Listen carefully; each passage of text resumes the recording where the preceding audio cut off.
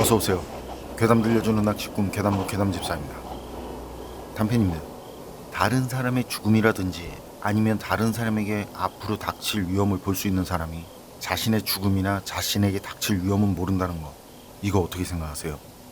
다른 사람 팔자는 고쳐도 자기 팔자는 고치지 못하는 걸까요? 다른 뜻은 없고 평소에 정말 궁금했거든요.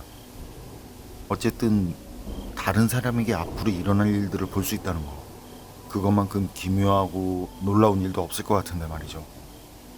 이번 이야기는 비타님께서 보내주신 사연입니다. 비타님, 사연 제보 감사합니다. 그럼 비타님의 기묘한 경험담, 괴담집사의 시점으로 떨어보겠습니다.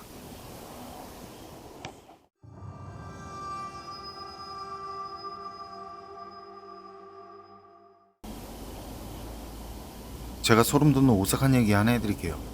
이건 한 15년에서 16년 전에 사촌 여동생이 직접 경험한 일인데요. 사촌 여동생은 그 시절 대학생이었고요. 학교 시험 기간도 끝났겠다, 그동안 쌓인 스트레스도 풀 겸 친한 친구들 몇이랑 해서 대학로를 갔었대요. 그리고 대학로 주변을 돌아다니다가 골목 안쪽에 그냥 신경 쓰지 않고 지나가면 못 볼 것 같은 그런 곳에 점집이 있었다고 그래요.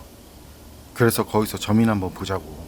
그런데 그 중에 두어 명은 점집 위치도 그렇고, 위치가 그래서인지 바깥에서 볼 때도 분위기도 그렇고, 그래서 그냥 가자고 그랬었나 봐요.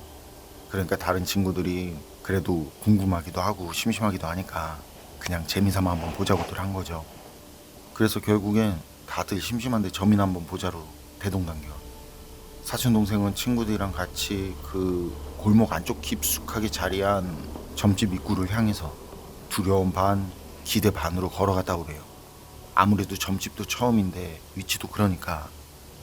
어쨌든 그렇게 점집 입구로 가서 보니까 골목 바깥에서 본 것보다 더 낡은 건물이더래요.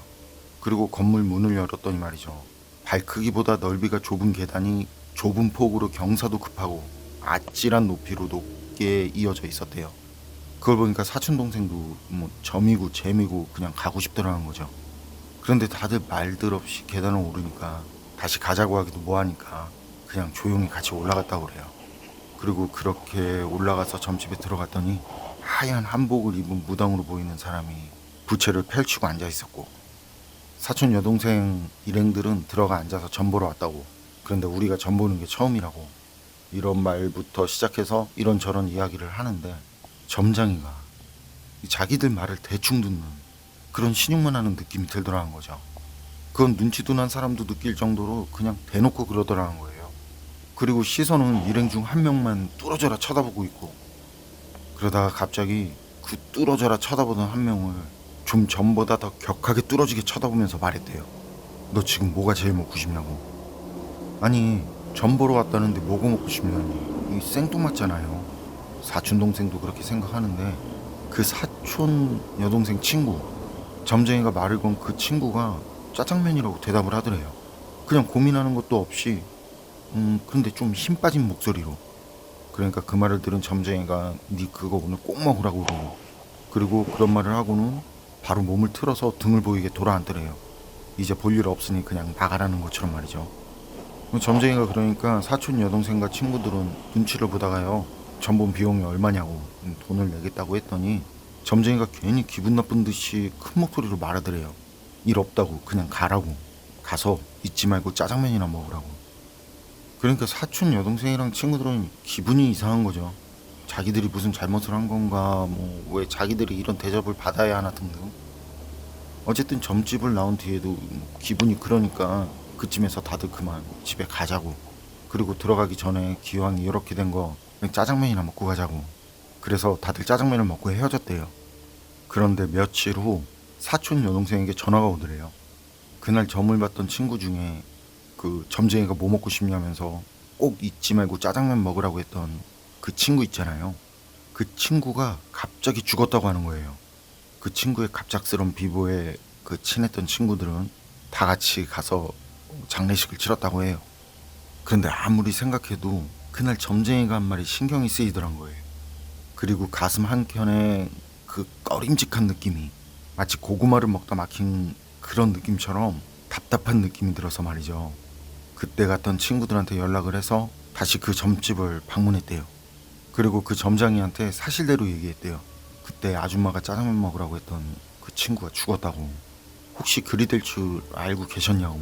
알고 계셨으면 얘기해 줄 수 있지 않았냐고. 그러자 그 점쟁이 아줌마가 꼬름한 얼굴을 하더니 너희들 들어올 때 한 명만 거꾸로 들어오는데 꼭 갈 사람한테 뭔 말을 하겠냐고 하더래요. 그냥 먹고 잡은 거나 먹으라고 하지. 그리고 고마 재수 없으니까 얼른 나가라는 말까지. 그래서 사촌 여동생이랑 친구들은 점쟁이한테 쫓겨나듯이 나왔고요.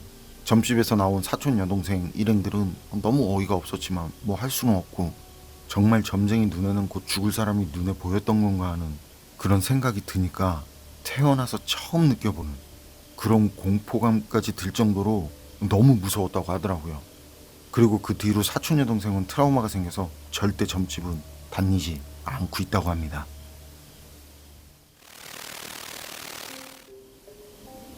비타님 사연은 여기까지인데요. 죽음을 미리 본다라. 그런데 말이죠.